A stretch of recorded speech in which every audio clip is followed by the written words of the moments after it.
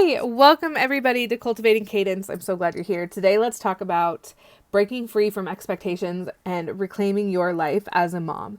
I want to talk about how societal expectations really contribute to our burnout in our jobs and as moms, and how we can kind of pull back from that and break free from that so that we can just reclaim our mental health as moms and as women in the workforce, or even moms that stay home or what have you.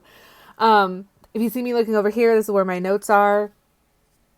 So if you feel like you are constantly overwhelmed by all the hats you have to wear, all the roles you play, if you feel like you are drowning in motherhood and in the expectations society and culture and everything sets for you, you're not alone. Most of us feel that as moms. Honestly, it becomes a lot. And I'm speaking as someone who is a mom and a life coach and a former therapist.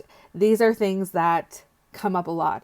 And if you don't know me, hi, welcome. I'm Candace. I am a mental wellness coach for Millennial Moms and female creatives. And I was a therapist. I am still waiting for my current state to relicense me. But I am a life coach as well, and that is actually what I actively do right now. So if you hire me, we are not going to be doing therapy. We will be doing coaching. But I'm also a mom, and I work from home, and I run my own business, and I wear all of the hats too. And I know what it's like to have society's expectations on us of our looks, of what we can handle, what we can't handle, what we do, what we don't do. I know what it's like to have that playing in your head all the time. And today I want to talk about how we can break free from that and also provide you with a resource so that you can start to do that for yourself. I don't have my tripod. I don't know where it is. So this camera angle is not my preferred one, but here we are. We're working with it.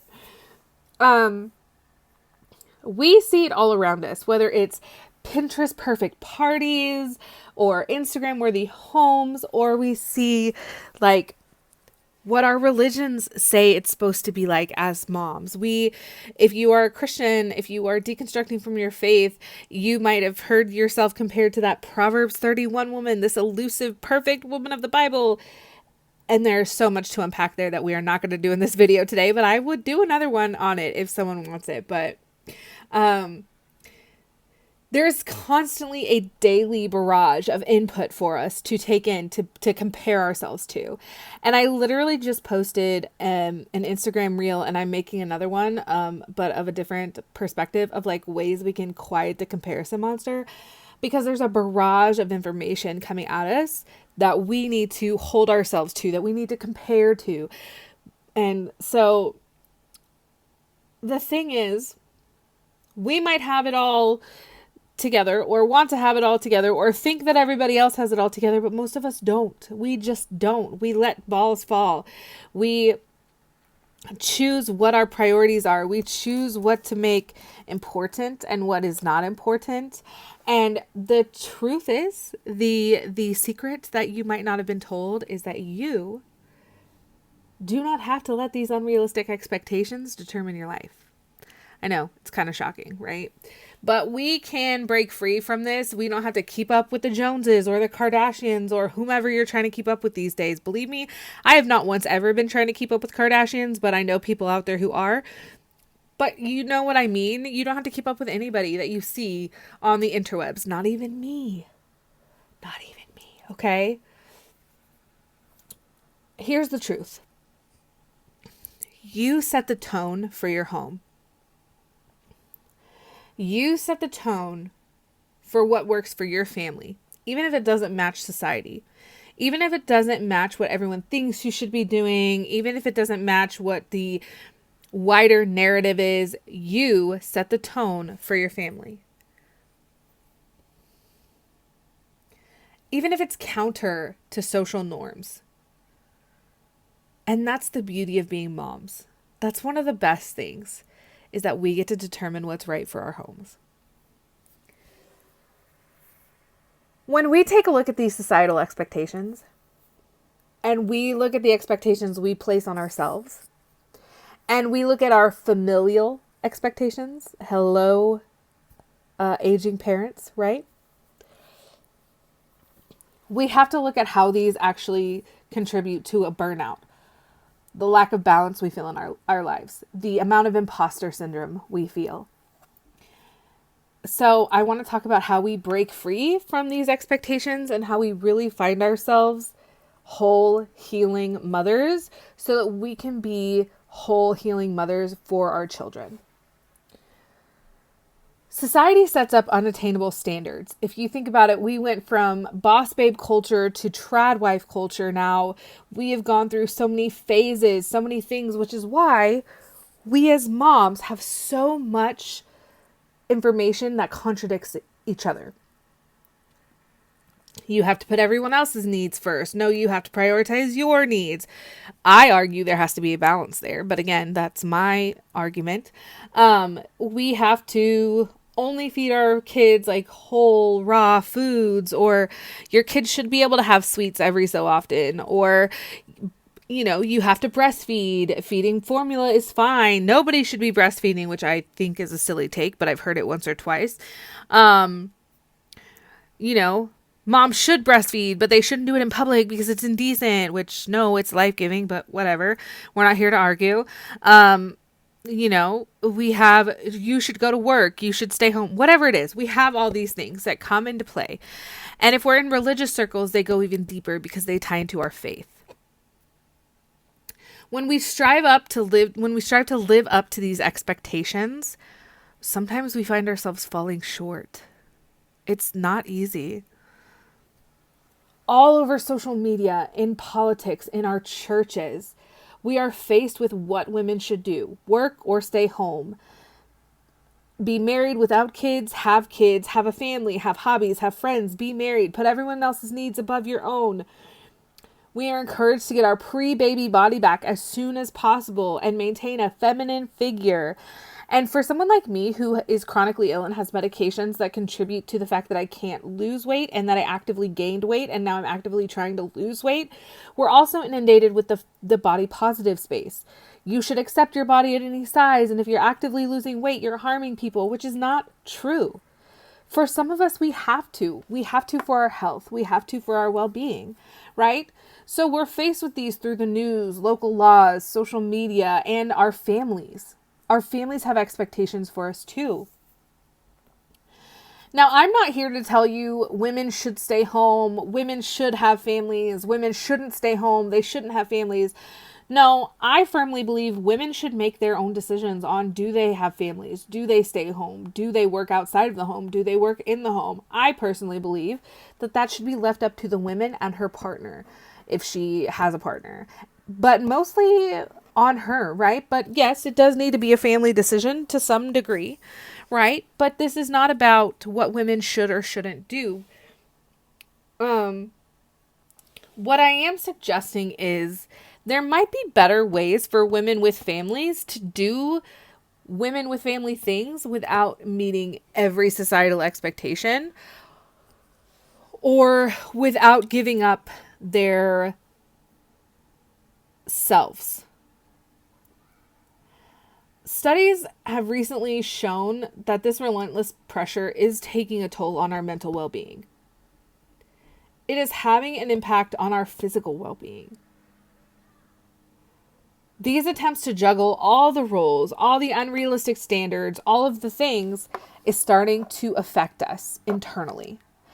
And one of the best things we can do as moms for our children is to prioritize our mental health. This is something that I've spoken on before, but research has shown that the things that a mother can do to improve her child's well-being are improve financially and improve your mental health. And then there's a third one that I cannot remember off the top of my head because I usually focus on those two when I'm working with clients. But you prioritizing your mental health, improving your mental health is actually going to be beneficial for your child.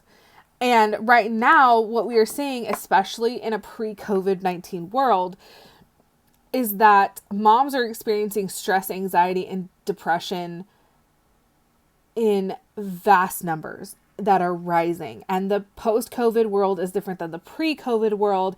And yet we are still having to strive to maintain balance and perfection and not fall short and carry everyone on our shoulders. And then we are also carrying the pressure of the unknowables. I know my kids are not in school yet, but we have things like access to friends and hobbies. We have things like school shootings. We have things like illnesses. We have things that are just now weighing on every mother's shoulders. But we don't have to accept this as our reality, and we can take control of our mental wellness. Now, that is not to say our system is going to change and so we are going to be happy all the time. No. The system is the system. We have to work on ourselves within the system in the things that we can change.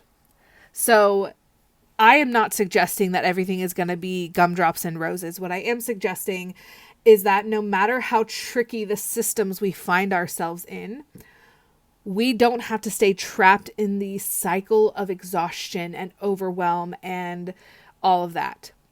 Okay? There are a few things we can do starting today that will take the load off. Things that allow us to build the life we love and rest in knowing we're doing what makes sense for us and our families. In the reel that I talked about a minute ago, one of the things that I talked about is getting outside more. I also talked about getting on social media less. When you have nothing that's in your view to compare to, you compare less. Right? So I want to talk about 6 things you can do today to move yourself in the right direction. Now, in that, I am going to also in the box below, I'm going to leave a link to my Finding Freedom in Motherhood guide, which actually breaks down these 6 areas. Okay, so I'm going to put that guide below, but these are the 6 areas that you can actually do today, you can actually examine today, you can actually engage in today that's going to move everything forward. Okay. Number 1 is reprioritize. Establish your why, establish what's important to you, what's not important to you, and really reprioritize what you're going to set boundaries around. Number 2 is establishing a life rhythm. Establishing a rhythm that works for you and your family, whether you stay home, work out of the home, whether your partner stays at home or works out of the home. Establishing a rhythm of when you wake up, when you go to work, when you eat your meals, when you have free time, what you do with that free time. And I'm not saying everything has to be scheduled down, because some people work really well with schedules and some people don't. But having a rhythm, knowing that ebb and flow of your life, what works for you. Studies do show having a similar wake up and go to bed time every day is really impactful, especially for our kids. So something to keep in mind. This part is where boundaries and balance comes in too, by the way. Establishing that life rhythm is where you set boundaries saying, I don't work after 5 p.m. or I don't work weekends. Or for me, one of them is I don't get on social media hardly at all on Sundays. And my rule is no social media on Sundays for my business. I don't do business social media on Sundays. And I hardly go on social media at all on Sundays, but that's a rhythm that I have where Sundays is that day of rest from social media. You can establish those kinds of things too. This is where boundaries and balance comes in. The next one is managing your nervous system. Learning ways to calm your body. When you are anxious, when you are feeling overwhelmed, when you are feeling out of control, finding ways to calm your body. Things like tapping, things like meditation, things like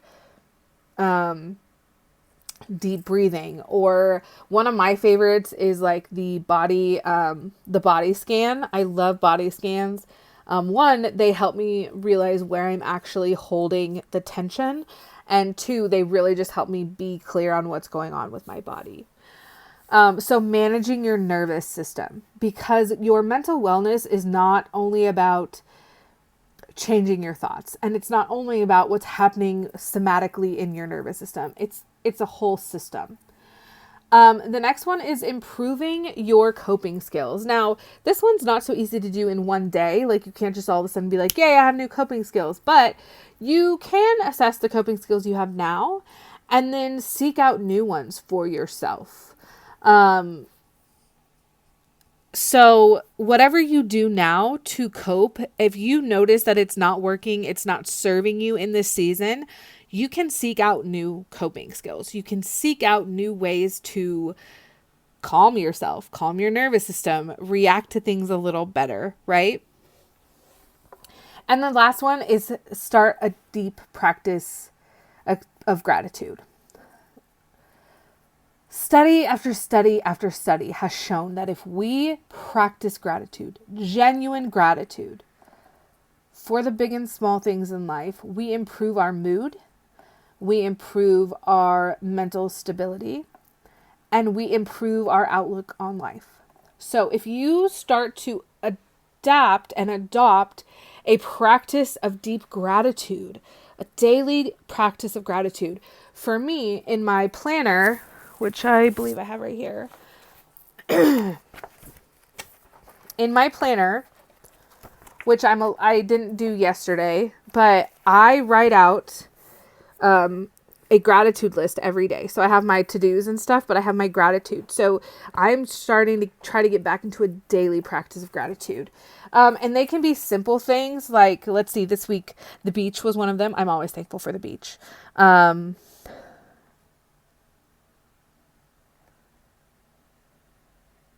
Oven cooked something.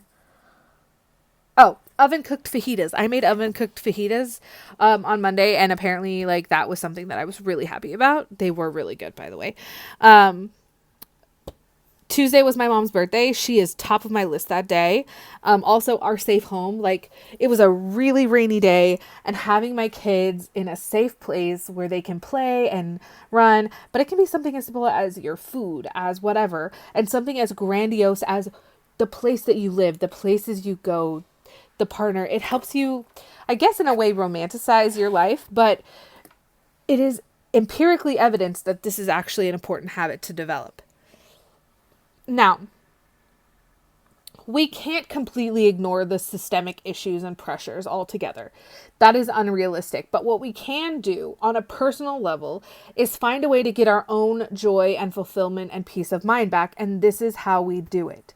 We do it by calming our nervous system, by practicing gratitude. We do it by getting better coping skills or making better use of our coping skills. We get it by reprioritizing and fitting our lives into those priorities with our life rhythm, where we have balance and boundaries and we stick up for ourselves. Again, I actually break all this down in a free guide for you. You can download it below so that you always have this, and it even has a place for you to print it off and write in your own thoughts.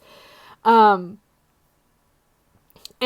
it takes you kind of from an old way of working to a new way of working, of like taking on too much and having no boundaries, to like being able to say no and having appropriate boundaries and spending time with your family and on your self-care, right? So this guide will be linked below where you can get it, so that you have it for yourself.